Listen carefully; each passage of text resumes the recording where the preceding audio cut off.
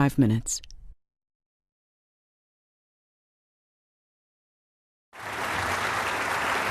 Thank you. Thank you, Paul, and welcome to all of you. And yes, for those of you who are here covering the race from out of state or just visiting, we're used to doing these gatherings in October. We're not used to sharing the stage with the playoffs and the postseason, so it's kind of fun. But we are not to be upstaged today as we welcome you to this Johnson County Public Policy Council debate between our U.S. Senate candidates. I'm going to introduce the candidates in alphabetical order, and then we will proceed with opening statements. First candidate today that I'm going to introduce is Greg Orman, who earned a degree in economics from Princeton University and shortly thereafter founded a lighting systems company that began his successful career in business. Mr. Orman remains involved in several businesses throughout the country, including a firm he co-founded in 2004 to provide capital and management services to small businesses. In addition to work, Mr. Orman also active for many years in the American Legion's Boys State program. Our next candidate is Senator Pat Roberts, first elected to the U.S. Senate in 1996 after serving 8 terms in the U.S. House of Representatives. He is a former Marine. Senator Roberts serving as chairman of the Senate Intelligence Committee from 2003 to 2006 during a pivotal time in American history. He currently serves on the Senate's Agriculture, Finance, and Health, Education, Labor, and Pension committees. Welcome to both of our candidates today. Thank you. Thank you. I want to remind you to silence your cell phones.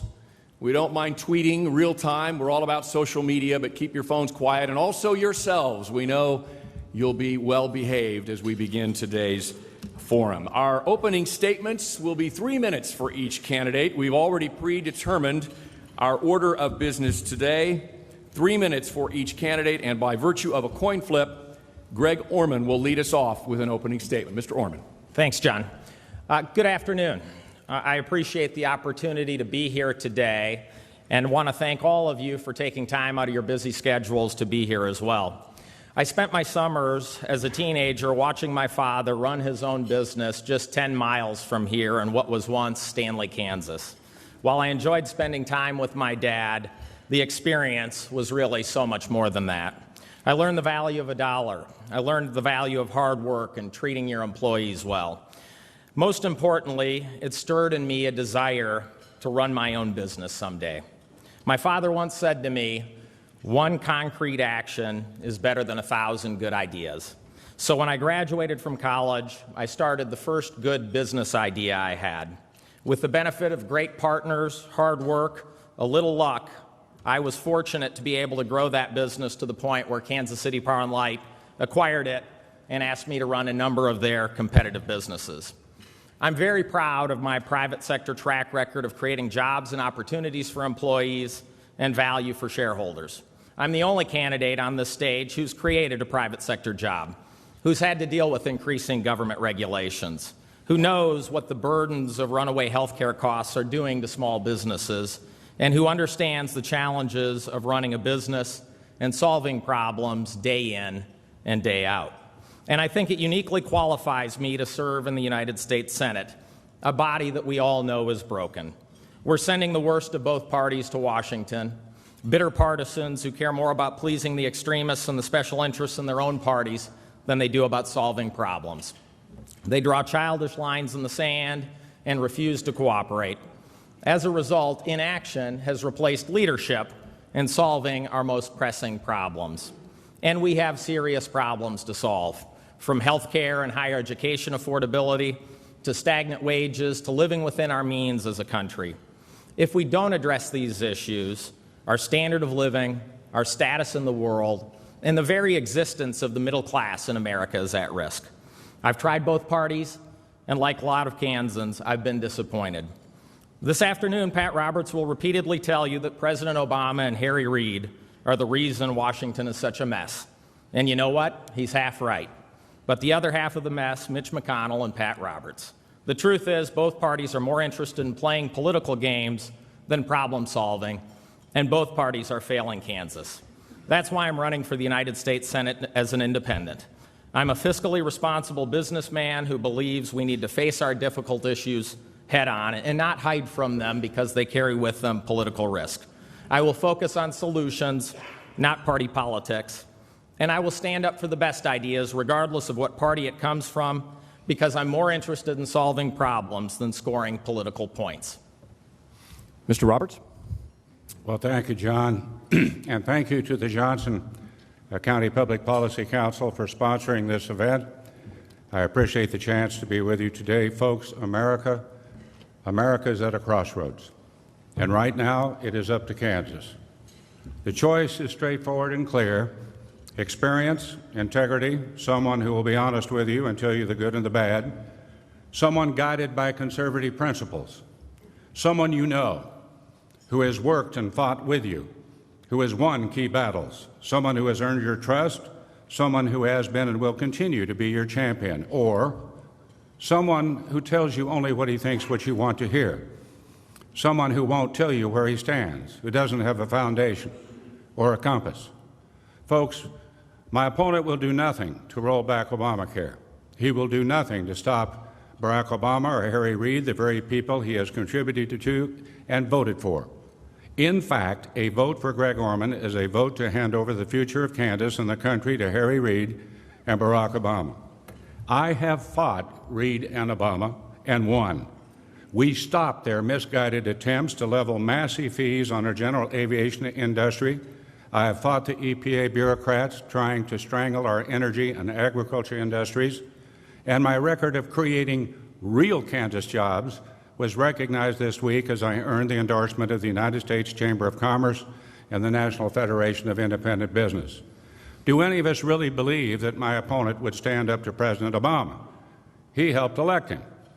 I promise you this, my first vote will be for a Republican majority.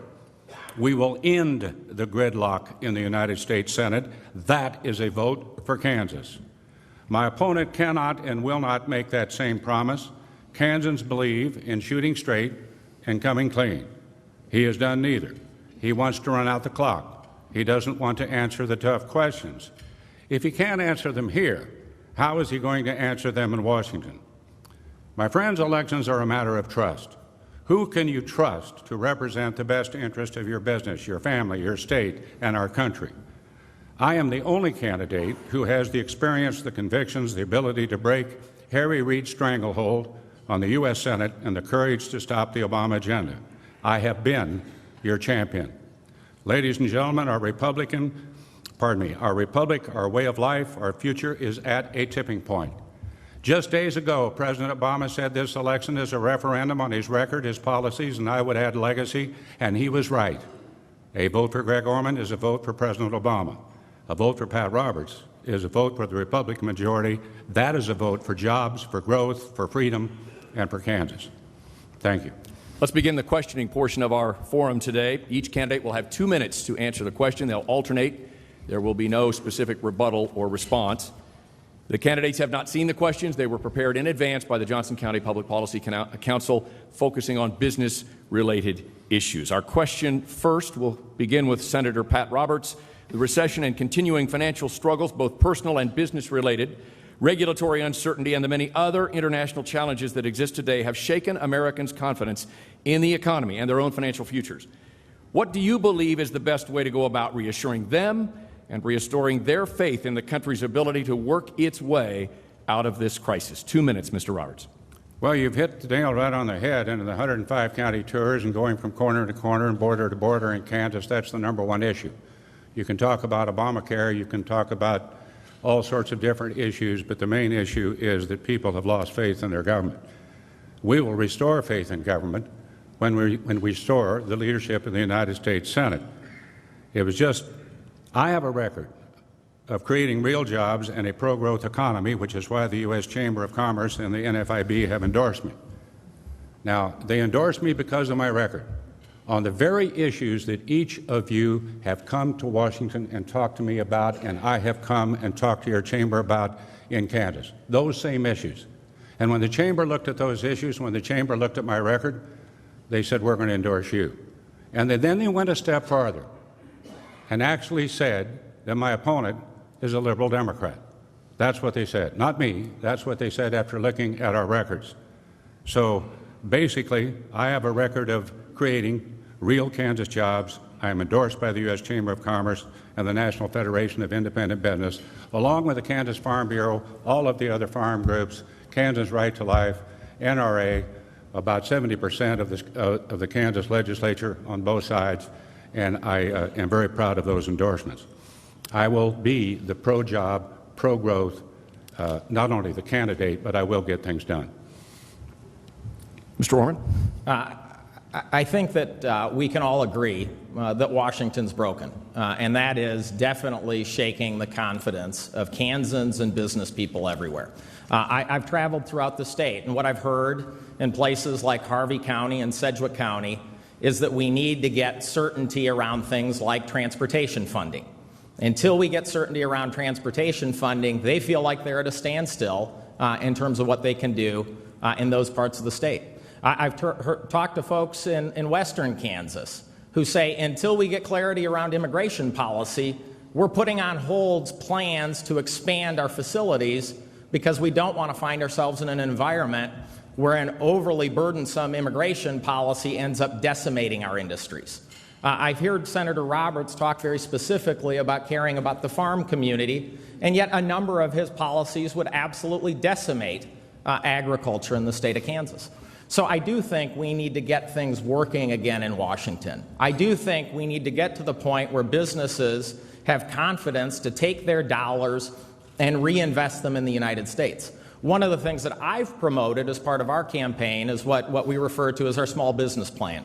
And we've talked very specifically about a number of things that we believe we need to do to make it easier for small businesses. First and foremost, we need to relax the Dodd-Frank regulations that relate to community banks and regional banks. These weren't the banks that were responsible for bringing our financial industry to the brink of collapse. And yet those regulations are preventing them from lending to local businesses. I've also said we need to review every regulation once every 10 years and submit it back to Congress for an up or down vote. Those are real policies that will help get our economy back on track. Let's talk transportation with our next question, and this question will start with Mr. Orman. A safe and efficient transportation system is essential to our economy and quality of life. Transportation programs for Kansas rely in part on federal funding. States recently told that due to the low balance in the Federal Highway Trust Fund, federal transportation fund payments could be delayed and include shortfalls, leaving future of some state and local projects in doubt. What solutions would you propose to ensure the viability of the Highway Trust Fund so that federal resources are available to states to help meet transportation needs, including any new revenue strategies that you might have? Mr. Orman? Yeah, that's a great question, and in fact, it's consistent with what I've heard as I've traveled the state. The places where they're planning transportation projects are saying they're, in effect, in a standstill. They're at a stopping point because they don't have certainty that there's a long-term funding source. And as all you people in the audience who run businesses know, if you're going to invest in a long-lived asset over time, you need to have certainty in the funding source. Otherwise, you shouldn't start the project in the first place if you don't know you can finish it. What we've done recently is we've taken dollars out of the general fund to try to shore up the Transportation Trust Fund. And I think until we have a permanent solution to shoring up the Transportation Trust Fund, we need to continue to do that. I do believe, however, that there are lots of areas in our budget that we can look at and find dollars. I've talked a lot in this campaign about how I think we have a new American paradox, how I believe it's harder forever for the average American to get ahead, and yet paradoxically easier to do nothing with your life. And so I think we need to look at some of the programs that we have that we're giving to people that aren't promoting pathways to work and see if we can't find dollars to make investments that we need to make in things like transportation in this country. Senator Roberts? Well, one thing for sure, I don't think we ought to raise taxes on the gas tax. I think that would be a very bad thing to do with regards to the economy, and a bad thing to do for people who earn their living and have to travel great distances, more especially in our rural and small-town areas, and a bad thing for people who are low-income folks. There is a move by the party that he would doubtlessly choose with regards to his contributions and to those who he have voted for that would increase the gas tax. I think at the present time we have to take it out of general revenues. It's been extended about 6 months. We need certainty. We need certainty so we could do this. We have done it before. There's 4 major transportation projects, just talking to Mayor Mike over there, that we have done this as a cooperative effort in this area. And we need to continue that because this means jobs. That's why I've worked so terribly hard for the Animal Health Corridor and for NBAF, which will really create jobs big time. This is why I'm for the pipeline. He is not for the pipeline. The pipeline would be 60,000 jobs in terms of infrastructure. But the basic problem, yes, is we have to replenish the Highway Trust Fund. Right now it's general funding. I don't know if you could just cobble together a whole bunch of other programs and say we're going to give it to the Highway Trust Fund. I think we have to have dedicated funds over the long term that we can really rely on. Our next question focuses on tax policy. What are your views on our national tax policy, and specifically, what would you do to improve the current system? Senator Roberts, we'll start with you. Well, one thing for sure, you're not going to have tax reform with Harry Reid leading the Senate.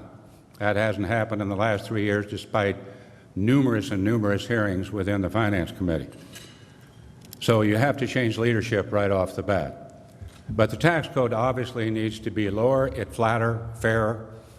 We need to lower your taxes.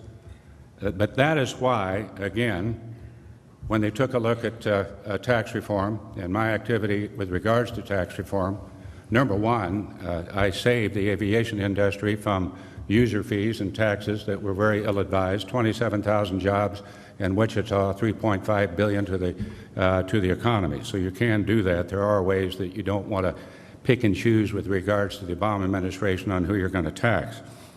But that is why I got endorsed by the U.S. Chamber of Commerce and the National Federation of Independent Business. As they go down your record, and say, what would you do for tax reform to make taxes lower, fairer, simpler, and flatter, they endorsed me. They did not endorse my opponent. And I think that he has to come clean with Kansas voters. First and Second Amendment, Keystone Pipeline, amnesty, Obamacare. It proves beyond any reasonable measure that he is a liberal Democrat by word, by deed, and by campaign donation. That's not going to help tax reform. Mr. Orman. I've often said that we don't live in the information age anymore so much as we live in the misinformation age. And I think what you just heard from Senator Roberts is a lot of misinformation that he'd like you to believe when making your decision.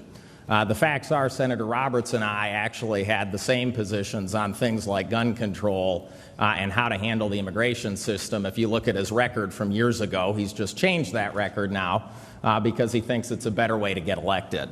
As it relates to the tax code, I have been pretty clear on this from the beginning. I believe the corporate tax code needs to be significantly streamlined. We need to reduce overall tax rates in the corporate tax code, and we need to move to a territorial system. A territorial system will prevent companies from completing inversions. It will take away the incentives to take jobs offshore, and ultimately is the same sort of tax code that the vast majority of our trading partners have. They've modernized their tax code for an environment that includes globalization and the internet. We have not, and as a result of it, it really hampers our businesses and our competitiveness. At the personal level, I have also said that we need to do the same thing, that we should not be using the tax code to pick winners and losers, that we should streamline the tax code, lower overall rates, and ultimately, if someone has a project that they want to spend money on, they should have to argue for that project in the light of the budgeting process and not the darkness of the tax code. And that's what we do today. We spend considerably more money in the tax code that really needs to have transparency brought to it. Concern about domestic terrorism has certainly placed a spotlight on the security of the country's immigration and visa programs. In Kansas, for example, hundreds of H-1B visas have been issued to skilled foreign professionals to fill important high-tech jobs for which there's simply not enough qualified American workers. In the absence of an effective national policy on immigration, a lot of states are considering their own laws, which would almost certainly lead to a patchwork of policies that are inconsistent. What are your views on the interplay between the need to ensure national security and the need to import workers to fill these jobs where there is a shortage of American workers, including any changes that you would propose in U.S. law and policies toward immigration. Mr. Orman, you'll lead us off with this question. Well, first, I'd like to make sure everyone's clear on what my immigration policy is. I have said from the beginning that I'm not a supporter of amnesty, that I don't believe people who are here on an undocumented basis should have any preferences as it relates to becoming an American citizen. With that said, what I have said about our immigration policy is that what we have today is a failure. What we have today is a demonstration of how Washington doesn't work. Both sides, Democrats and Republicans alike, have had significant periods of time when they've controlled all houses of Congress and the presidency, and neither party has done anything about it. So what do I think needs to be done about immigration? I think our policy needs to be tough, practical, and fair. By tough, I mean we need to secure the borders. Now, we've doubled the number of border security agents that we have there in the last 10 years. I think we need to keep that commitment. We need to revisit some of the technology projects that we tried 10 years ago that didn't seem to work. I think as technology has advanced, there's a more likelihood that they'll be successful. And then we need to use that to secure the border. But it also has to be practical. We are not going to find and send home 11.5 million people. Nor would it be advisable. Senator, the parts of the state that you profess to care about would be absolutely decimated if that happened. The meatpacking industry, the agricultural industry, the service industry in this state would go away. So how do we make it fair to taxpayers? I think if you're here on an undocumented basis, you should have to register with ICE. You should have to pay a small fine or perform community service as an acknowledgement that you've broken a law. You should have to hold down a job, pay taxes, and obey our laws, and then I think you should be able to stay here and work. Mr. Roberts? My opponent says he's not for amnesty. In the last debate in Hutchinson, Kansas, he said he was for amnesty. Now, that's not shooting straight. That's not coming clean. Here's the problem with immigration. The House has sent over to the Senate a bill, a very simple bill. It says that we should treat every country like we treat Mexico and Canada. If there's an illegal immigrant, sorry, humanitarian repatriation. It's illegal. You go back. The problem was when the president, a couple of years ago, said if you're 16 and younger, you can stay. Central American countries had a flood of refugees, a humanitarian disaster. The first thing we have to do is secure the border. But that House bill has a border secure part that is really effective, and it has a change to that law. But the Senate is where good bills go to die. And Harry Reid will not allow a vote. He is using the immigration issue as a political tool. We're not going to get anywhere with immigration or all of the visa programs that we're talking about until we secure the border first. And we're not going to get anywhere unless we change that law. And we're not going to get anywhere unless we have a Republican majority in the Senate of the United States. We keep hearing about this gridlock. We will end the gridlock with a Republican majority. And this issue is pretty simple.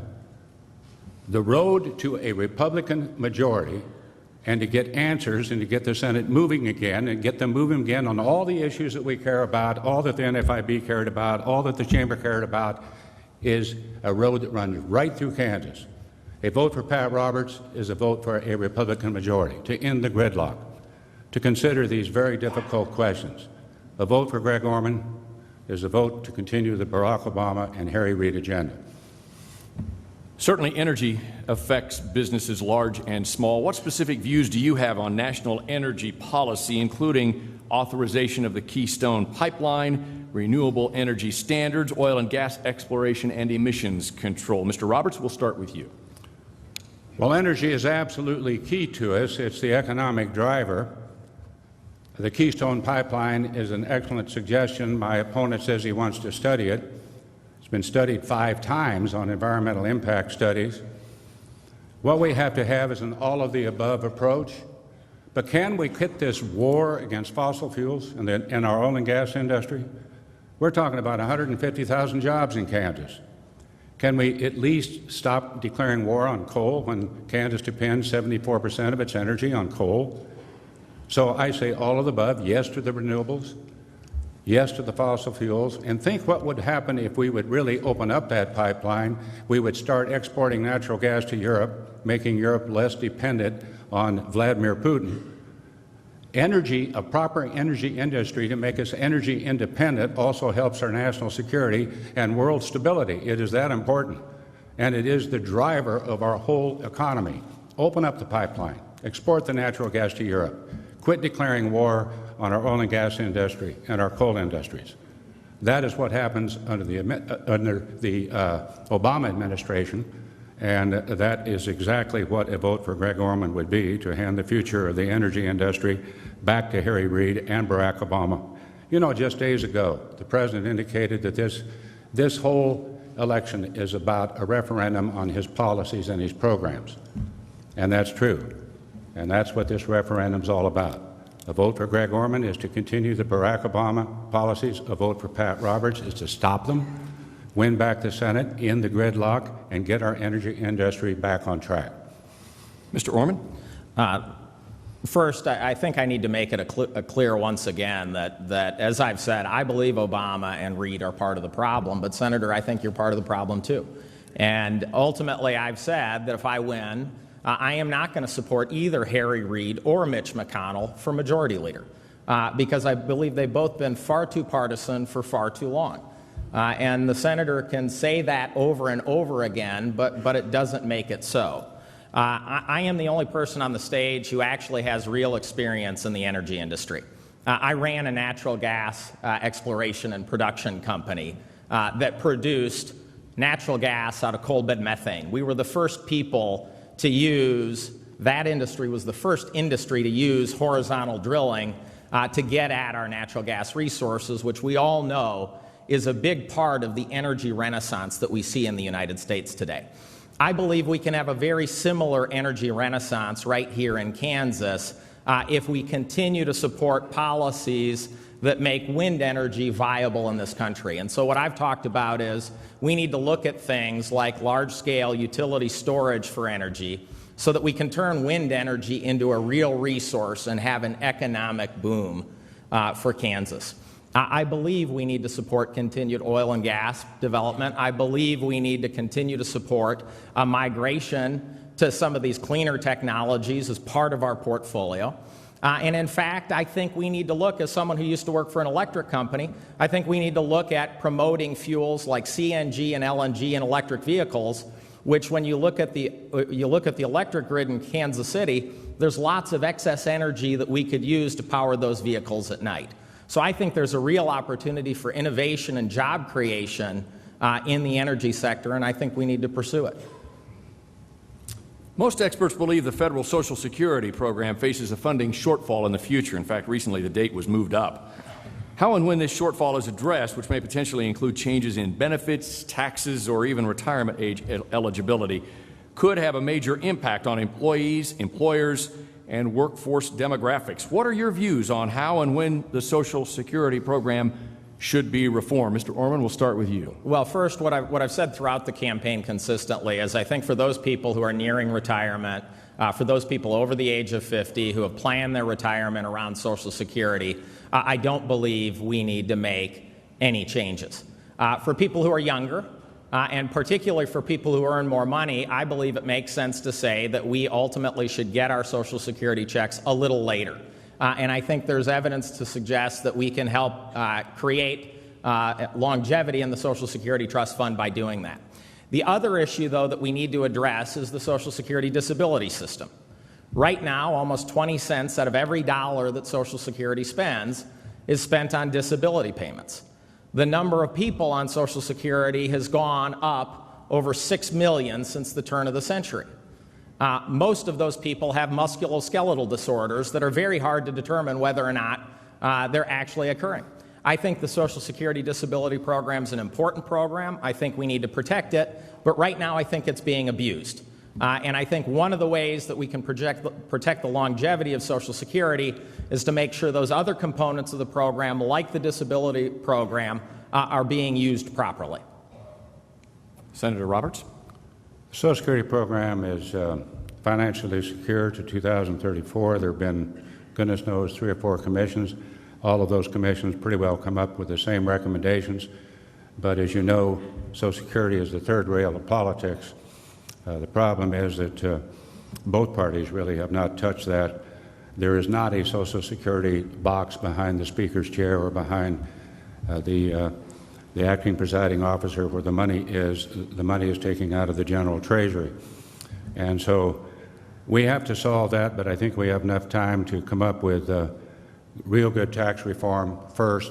If we get the economy going, and we get the pro-job and the pro-growth policies that Republicans stand for and that we will do, that will not be boxed up with regards to Harry Reid. May I just repeat that the reason that the Senate is in gridlock hands is in one person's hands, that's Harry Reid. He only allowed the Democrats 7 amendments this whole past year because he doesn't want to vote on the tough issues. Social Security would certainly be one of them. And I want to go back to this situation that my opponent states where he will not tell you where he stands or who he will caucus with. So he's not going to vote for Mitch McConnell. We understand that. Now he says he's not going to vote for Harry Reid. That's going to be of interest to Harry Reid because he gave money to Harry Reid and voted for Harry Reid. He also voted for the president. He gave money to the president. He ran as a Democrat against me in 2008. He gave money to Hillary Clinton and Kansas Democrats. And so by deed and by campaign donation, he's a Democrat. Who will he vote for to lead the Senate? Who will he vote for? Or won't he vote for anybody? Just hand up a little sign and say, I'm present, I'm here. Who will he caucus with? What committees will he serve on? He's just one independent who's going to go look for people who has good ideas. That's rather ridiculous. Our next question has to do with health care reform, the Affordable Care Act, and it's a specific question. Do you favor repeal or repair of the ACA? And if repair, how would you repair? Where would you start? Mr. Roberts, we'll start with you on this question. I think you have to repeal this. Just this month, people are getting more increases in premiums, more people losing their insurance. The doctor-patient relationship is threatened. We have rationing boards in the waiting under Obamacare. Taxes with Obamacare are going to be $1 trillion. Many people are not even aware of the taxes that are involved in Obamacare. I voted against Obamacare, and I think it should be repealed, but I also think it should be replaced, and I think we should have a health care system that moves away from the goals of this administration. Barack Obama, Harry Reid, Nancy Pelosi all said Obamacare is the first step toward national health insurance. We don't want and don't need national health insurance. We need a system that is market-driven. We have health savings accounts, and a lot of things have to be restored. It's that doctor-patient relationship that really has to be restored. So I think we have to repeal it. We have to replace it. We have a considerable number of Republican ideas to do that, but first we have to win the Senate. Harry Reid will not. The House has passed 350 bills. As I said, the Senate is a place where good bills go to die.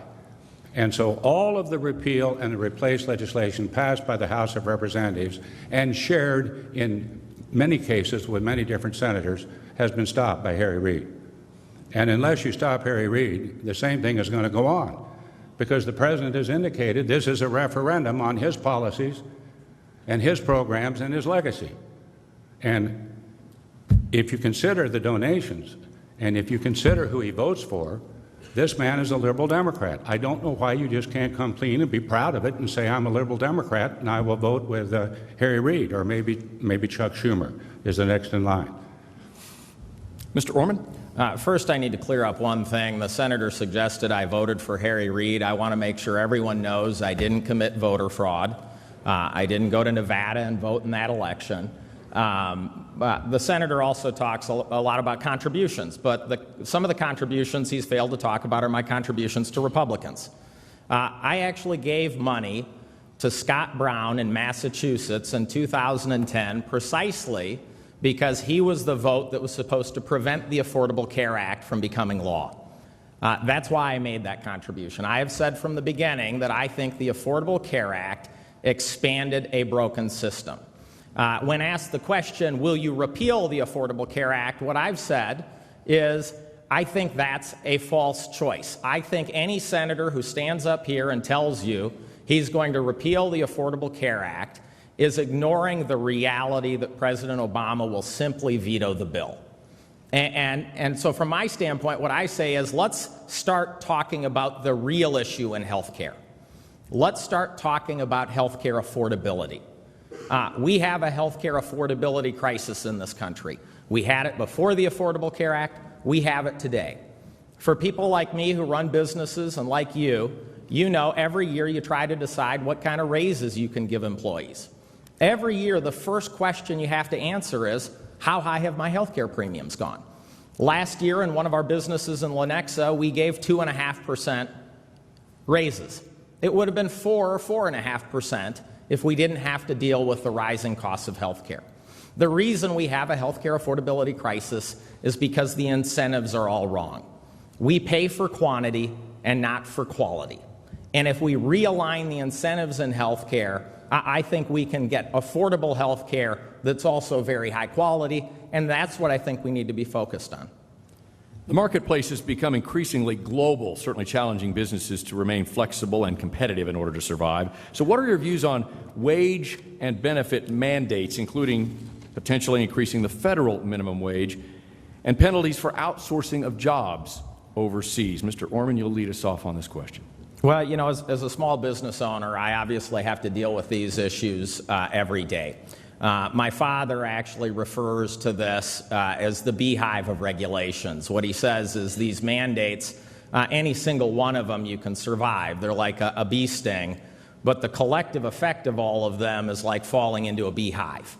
And so ultimately, I believe we are over-regulated, over-mandated in this country, which is one of the reasons we came out with our small business reform plan that was really intended to get at the issue of relaxing restrictions on Dodd-Frank, reviewing all regulations on a rolling 10-year basis. And actually, when I said that, someone said to me, well, that's going to be impossible to do. There's so many regulations. You know, how are they going to be able to do that? And I said, that's precisely my point.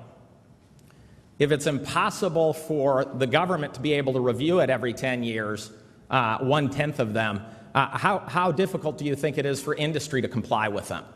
So I definitely think we need to be smarter about that. And the other thing we talked about in our small business plan is we need, if we are going to regulate business, we need to do it much more efficiently. You know, my father's furniture store, he'll get visited by the Department of Transportation because he has trucks. He'll get visited by OSHA because he has a spray booth. He'll get visited by the Department of Labor because he has employees. And I think we can do a far better job of going ahead and consolidating that sort of regulation so that it's not as intrusive. In fact, when they look at the impact of regulations on small business, the average small business in America today now pays about $11,000 per employee complying with regulations. And I think that's a problem. Mr. Roberts? Well, the key is to get the regulatory reform bill through the Senate.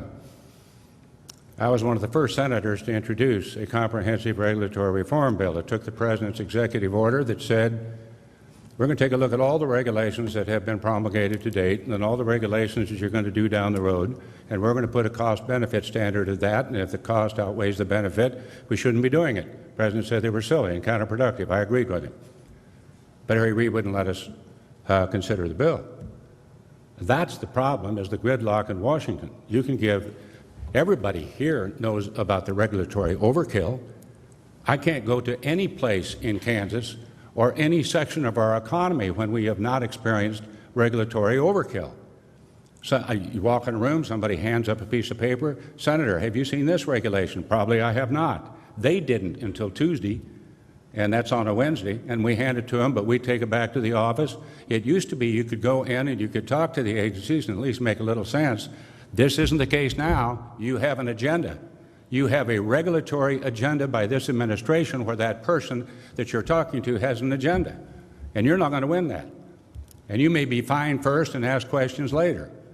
That's why people think that many people have lost faith in their government, and that's because the government doesn't have any faith with the business community. They don't trust us.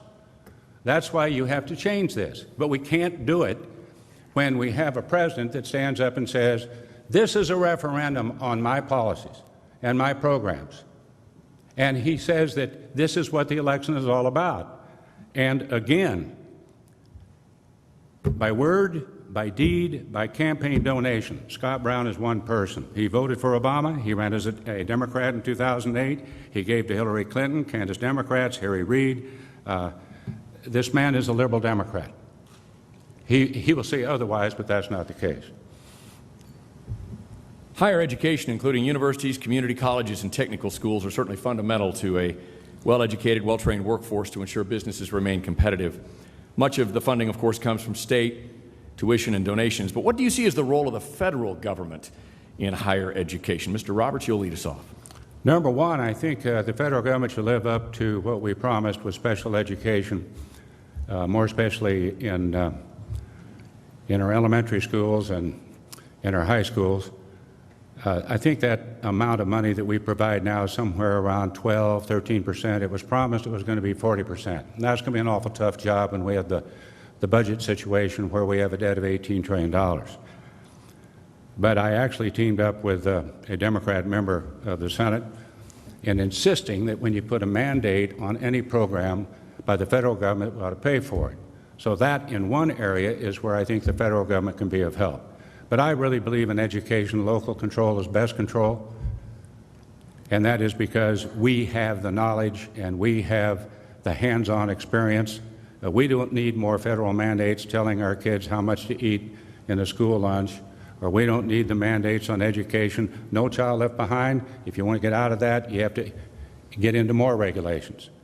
But just let me say again, I have a record of creating real jobs, and on the education votes that the NFIB scored and the Chamber of Commerce scored, that's who they endorsed. The same issues that you deal with, the same issues that I've talked with you about in Kansas and then also in Washington. That's why they endorsed me. They did not endorse my opponent. My opponent is very amorphous in regards to where he stands on the issues. And so that's why the Chamber and the NFIB endorsed me, and then also went on to say, I didn't say this, went on to say that my opponent is, in fact, by donation, by deed, by past experience, he wasn't independent when he ran against me in 2008, and he isn't now. So they defined him as a liberal Democrat. I know why he says he wants to be an independent. It's because if he says he's a liberal Democrat, you won't vote for him. Mr. Orman? I'd actually invite everybody to go to my website, ormanforsenate.com, and first look at our responses to all the issues and draw your own conclusions about who I am as a candidate.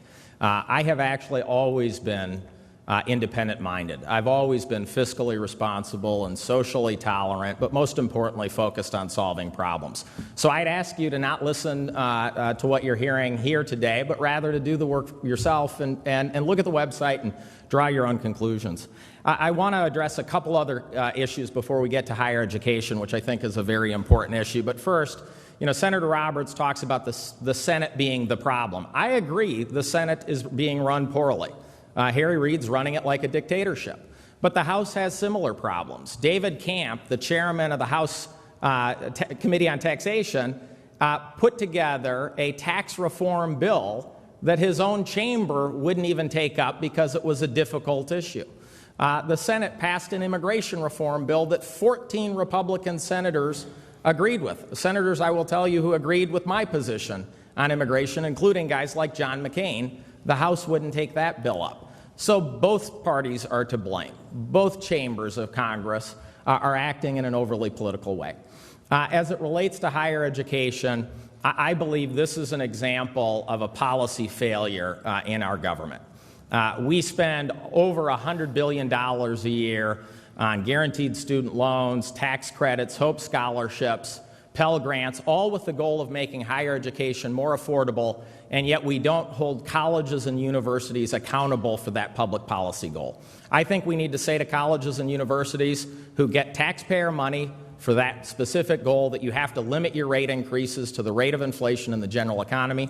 Now, I'm a capitalist. If you don't want to do that, that's fine, but don't do it with taxpayer money.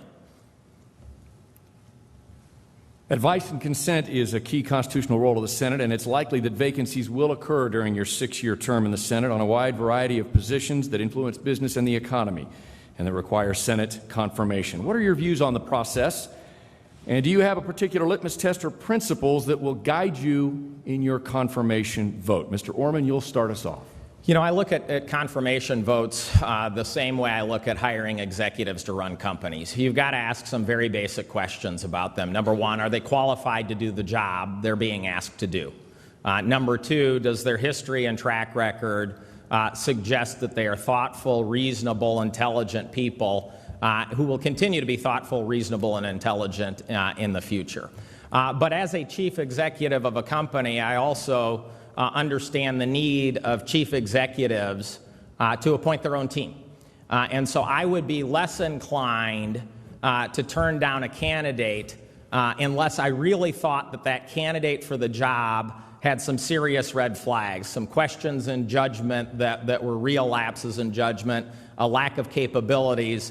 But otherwise, I think if you approach it the way you would approach hiring an executive for one of your companies, that's the right standard. And at the end of the day, we sort of need to let chief executives, whether they are Republicans or Democrats, pick the team that they feel like they need to pick to run various cabinet agencies. Mr. Roberts? It was just this past session when Harry Reid and the Democrats broke the rules to change the rules, and rather than 60 votes on nominations and judges, it went down to 51. So they were able to ram through many of their nominations and judges on a 51-vote basis. The only way to stop that was a legislative maneuver, which I won't get into because it's too complex. But the first thing a Republican majority will do is to restore minority rights so that we get it right on nominations and judges. I would like to put, I don't have a litmus test, but I want people who are nominated either for nominations or judges, I want them to be for limited government. I don't want them to be legislating from the bench or from their position within some federal agency. And I would like for them to be conservative. Conservative from the standpoint that they are conservative in their view that they don't have any overreach with regards to their responsibilities. Now, how's that working out for us with regards to Harry Reid and Barack Obama? IRS, the Department of Health and Human Services, the EPA, I don't want to name names here, but all these people have an agenda. The Department of Interior. This is an incredible government that has an agenda as opposed to looking to the costs and the benefits. And the agenda fits the Obama-Reid agenda. And that's why this election is so important. A vote for Pat Roberts is a vote to achieve the Senate majority and put back the rules that we had before for 225 years. A vote for Greg Orman is to continue the Barack Obama and the Harry Reid agenda. It is really that simple. Time to move now to closing statements. Each candidate will have 4 minutes. Our order continues. Senator Roberts, you will lead us off with a 4-minute closing statement. The eyes of the nation are on Kansas. The rest of the country is counting on us to get it right this election. It will be up to us, to Kansas, to determine who will be in the majority in the United States Senate. It is up to Kansas to help restore a long overdue check on the Obama-Reid agenda. A Republican majority will repeal and replace Obamacare, stop the President and his allies from forcing amnesty on America. A Republican majority will bring common sense, conservative principles back to our country. We will get the government off your back, lower your taxes, and help give you and your family freedom to pursue your dreams and those of your children and grandchildren. I am the only candidate in this race who can deliver that Republican majority, who will fight for Kansas values and fight for you. I'm a man of my word. The same cannot be said of my opponent. We don't know who my opponent really is. He won't tell us where he stands. He dodges questions, tries to take both sides of every issue. Trying to get Greg Orman's position on an issue, any issue, is like trying to nail Jell-O to the wall. So we have to look at what he has done. His record, and it's crystal clear. Greg Orman is no independent. He is a dyed-in-the-wool liberal Democrat by word, by deed, and by campaign donations. Elections determine the future of our country.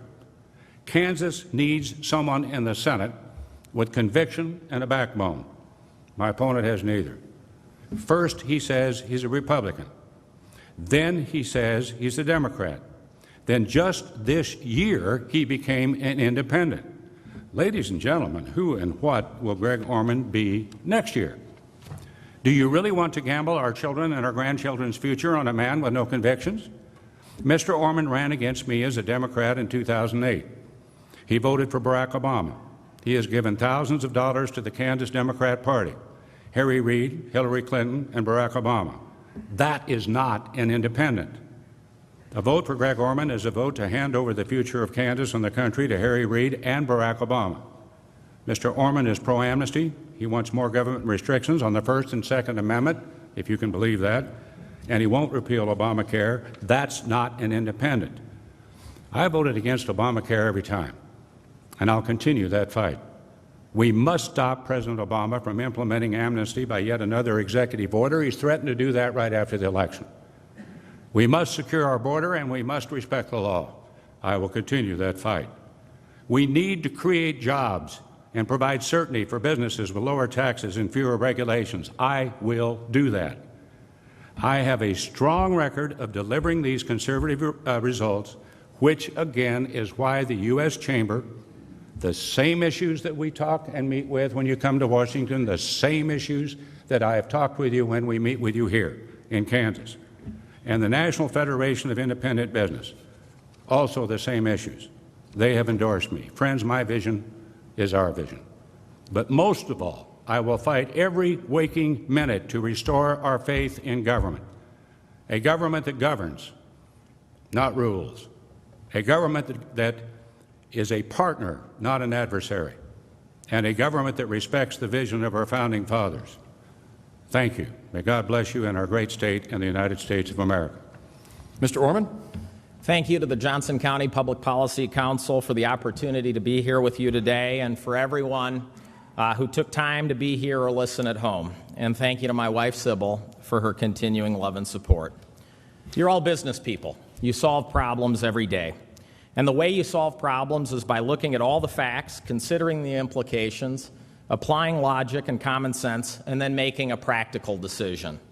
And the decision we have in front of us today is a simple one. Do we want a continuation of what we've had in the past? Is the status quo acceptable? Are we solving problems? Is a government that behaves like two children fighting in the back seat of a driverless car what we want to hand off to future generations? If it is, I'm not your guy. But if you want to try something new, if you believe we are at a point in time in our country when we have to send a message, then I'm asking for your vote. We're the country that put a man on the moon, that harvested the power of the atom, that took computers that used to fill a room and put them on the head of a pin. I believe that country and those people can solve any problem when they put their minds together and work together. But we can't accomplish any of that if we continue to accept that there are only two paths forward. I'm running as an independent to reject the false choices that the two-party system has presented us with. I believe we can have affordable and high-quality health care. I believe we can have secure borders and a humane immigration policy. I believe we can have a good economy and a good environment. And I believe that we can have a new American century. But we won't get there if we keep electing partisans instead of problem solvers. Change can be scary, but what frightens me is more of the same. What frightens me is a health care system that's running out of control. What frightens me is a federal budget that seems to grow regardless of what happens in Washington. What frightens me is two parties who seem more interested in seeing the other party fail than working together so that our country can succeed. I believe this election is an opportunity for Kansans to send a message to politicians of both parties that you can't hide behind your party label, that if you don't set your differences aside and start solving problems, we will send new leaders there who will. This is an opportunity for Kansans to say there's a new way forward, and that path travels through Kansas. This election is an opportunity to show the nation what's right with Kansas. I look forward to the opportunity to start a real conversation in Washington to solve our problems. You can read more about my vision at ormanforsenate.com. Today, I'm asking for your vote on November 4th to finally get Washington back into the business of solving problems for all Americans, regardless of party label. Thank you. On behalf of the Johnson County Public Policy Council and all our attendees, thank you both for being here. A nice round of applause for our candidates today.